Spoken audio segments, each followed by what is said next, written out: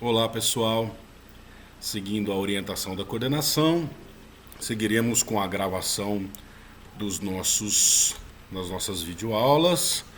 Portanto, isso ficará disponível para vocês através de um link no portal do aluno, que faz o link com o YouTube. A princípio, esses vídeos estarão disponíveis por 2 semanas. Bom, feita essa introdução, quero dizer que espero que esteja tudo bem com vocês, com as pessoas das suas famílias, passando por esse momento difícil, né? Difícil a gente ficar isolado, ficar sem ver as pessoas que a gente gosta, que a gente está acostumado a conviver.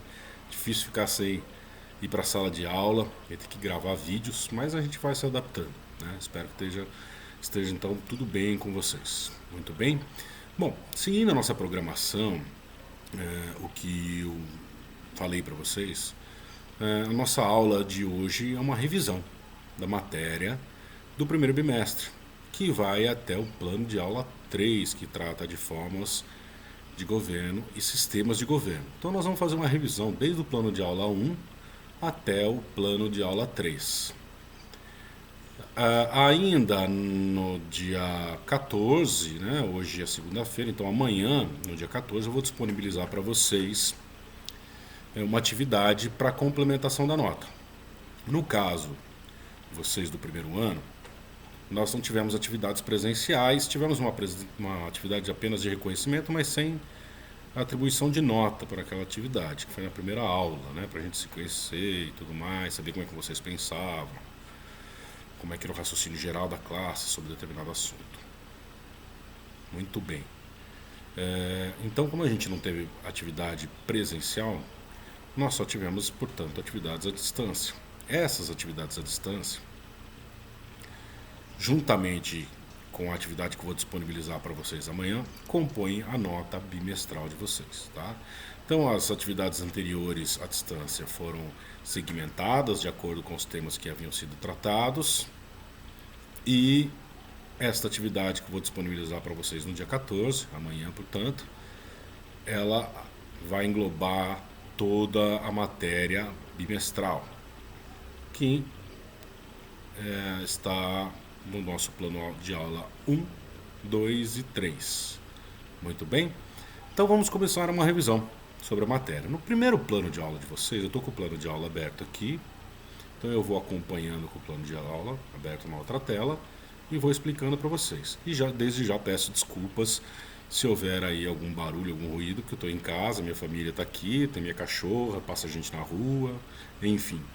Então, desde já, ficam aqui minhas desculpas pelos ruídos que farão alguma interferência. Muito bem, nós começamos lá no plano de aula 1 com aspectos gerais da disciplina, falamos de ciência política, o que é ciência, o que é política.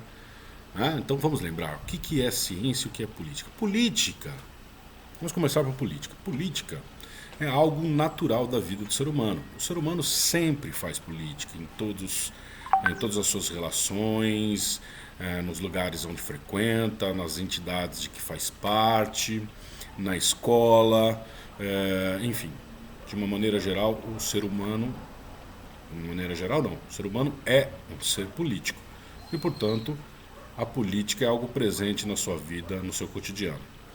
A política que nós estamos estudando, que é objeto da ciência política, é a política de Estado. A forma como as relações se dão entre os poderes, como se dá a relação entre a população e o Estado e o governo, né? Então é essa política que é objeto da ciência política. E ciência, como a gente já falou em sala de aula, é um conhecimento sistematizado, né? Que é possível ser verificado através de métodos, de metodologia. Muito bem. Além disso, nós estudamos também poder, o fenômeno do poder e os tipos de poder. Poder coercitivo, o poder persuasivo e o poder retributivo. O poder coercitivo é aquele que se impõe pela força. O poder persuasivo é aquele que se impõe pelo convencimento, pela persuasão. E o poder retributivo é aquele que se impõe pela retribuição, ou pela recompensa, né? Então, o poder coercitivo é aquele imposto pela força, o poder persuasivo pelo convencimento e o poder retributivo pela promessa de retribuição, de algum benefício em troca. Bom, a vida em sociedade, nós vimos que existem duas correntes sobre a existência da vida em sociedade como fenômeno. Nesse momento que a gente de isolamento, a gente pode repensar bem o posicionamento dessas pessoas, né? Então, nós temos os naturalistas, ou organicistas também, que tem como um dos principais expoentes aqui Aristóteles, que diz que o homem é naturalmente um animal político. Ou seja, ele não tem a possibilidade de viver fora da sociedade. Ele necessariamente precisa viver na sociedade. Ele não sobrevive fora da sociedade. Ele não vive em sociedade porque ele quer algo em troca. Ele vive em sociedade porque ele não consegue simplesmente viver fora dela. Já os contratualistas, ou chamado também mecanicistas, eles dizem o seguinte: olha, na realidade existe um contrato, né? Por isso que eles são chamados de contratualistas. Contrato entre os membros da sociedade, ou o sujeito que compõe a sociedade e a sociedade. Então eu estou aqui na sociedade porque eu tenho algo em troca, eu tenho uma retribuição, né? Então eu tenho a possibilidade de manter vínculos afetivos, eu tenho a possibilidade de ter segurança, eu tenho a possibilidade de comercializar e trocar mercadorias, eu tenho a proximidade com pessoas de outro sexo para reprodução. Enfim, eu vivo em sociedade porque me é vantajoso, então seria facultativa esta vida em sociedade. Muito bem? Então nós temos aqui os naturalistas dizendo que o homem não consegue viver fora da sociedade, os contratualistas dizendo que o homem vive em sociedade porque lhe é conveniente. Muito bem. Aí nós temos a definição de Estado, né? Qual é a definição de Estado? Nós temos cada doutrinador, a partir da sua linha de pesquisa, a partir da ciência que estuda, definindo o Estado de uma forma, né?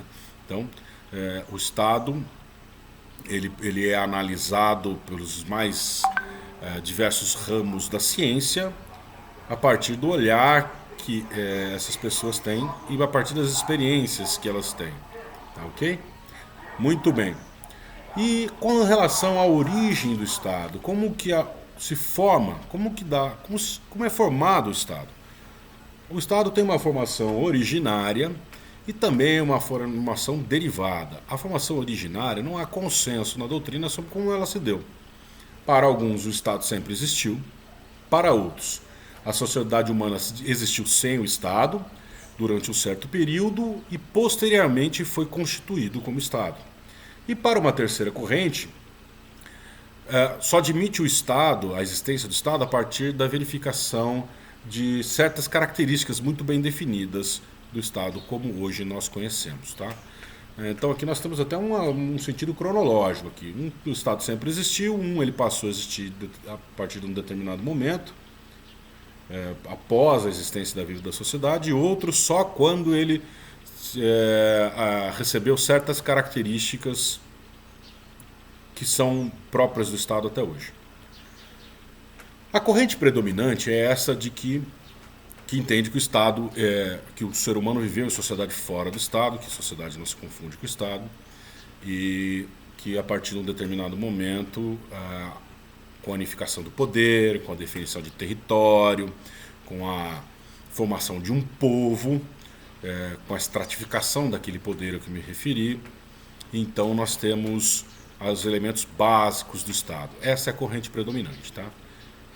Muito bem. A formação derivada, ela se dá tanto pela separação de Estados em outros Estados soberanos, quanto pela unificação de Estados soberanos num único Estado. No primeiro caso, nós temos, por exemplo, a União Soviética, que se dissolveu em vários estados soberanos. É lógico que no primeiro momento ela se uniu, então ela também é exemplo desta formação derivada pela aglutinação tanto quanto pela separação. Outro exemplo de Estado que se formou pela aglutinação de outros Estados é os Estados Unidos da América. Eram Estados soberanos que se uniram em um único Estado. Muito bem. Sobre a evolução histórica do Estado agora, ainda no nosso plano de aula número 1. Bom, nós temos o Estado antigo oriental, onde há uma forte influência religiosa predominante. Essa influência se dá de duas formas, tanto no sentido de ser o líder religioso e o líder político, uma única pessoa, no caso das monarquias absolutistas. E também existem estados em que o rei se submete, o líder político se submete às decisões do corpo religioso. Tá? Então nós temos o estado hebreu como exemplo dessa segunda característica, em que o rei se submete às decisões dos sacerdotes. Muito bem? O Estado grego, é o nosso segundo Estado estudado. Nós temos aqui a principal característica do Estado grego, das cidades-estado, especialmente de Atenas. Qual que é a grande relevância de Atenas? É o surgimento da democracia. O surgimento da democracia do Estado grego, que há a participação dos cidadãos nas decisões políticas do Estado. Lembrando aqui que nem todos participavam dessa vida política aqui. Os cidadãos eram apenas aquelas pessoas com certo poder aquisitivo, que não se dedicavam ao artesanato, não se dedicavam, não eram escravos, não eram mulheres e nem estrangeiros. Muito bem. Depois nós temos o Estado romano, que é um Estado que passa por várias fases, uma fase de realeza, uma fase de república e uma fase de império. O Estado romano, ele busca, na sua construção, ele vai beber nas fontes lá do Estado grego. E num momento mais ao final, ele inclui na participação da vida social, além dos romanos que eram integrantes de uma certa casta social, ele passa a integrar também os povos conquistados nesta formação da vontade política do Estado. Depois disso, nós temos o Estado medieval. O Estado medieval é quase uma ausência de Estado, porque ele vem após a queda do Império Romano no Ocidente. Né? Então, há uma tentativa constante de restabelecimento do Império Ocidental, formação de um pretenso império chamado Império Romano Germânico, Sacro Império Romano Germânico, que tenta restabelecer o poder. E essa tentativa de restabelecimento do poder, aí então sobre a bandeira do catolicismo, do cristianismo, ele vai se prolongar por muito tempo, durante toda a Idade Média. Mas nesse momento nós temos uma quase ausência do Estado, porque nós temos muitas invasões bárbaras, e para se proteger das invasões nós temos a criação dos feudos e o fortalecimento do clero acima da força dos monarcas. Então, na verdade, os monarcas tentando restabelecer os seus territórios e o seu poder sobre esses territórios, mas com pouco sucesso nesse sentido. Bom, aí no final da Idade Média surgem os reis fortes, os reis de mão pesada, né? Os reis absolutistas que vão se impor sobre o seu território e então vão proporcionar, a partir dessa imposição da força, um sentimento de nação, um sentimento cultural, um sentimento territorial, que vai fortalecer o Estado e praticamente é responsável pelo ressurgimento do Estado no final da Idade Média. Então surge o Estado moderno. O Estado moderno, ele é fundado nesta força do poder do rei. Muito bem? E o Estado contemporâneo? O Estado contemporâneo é o Estado atual que nós estudamos e vamos ver aqui durante todo o estudo da ciência política. Como já vimos uma boa parte dele, tá? Bom, no próximo bloco eu vou tratar com vocês de elementos constitutivos do Estado e vou terminar esse plano de aula. Até daqui a pouco.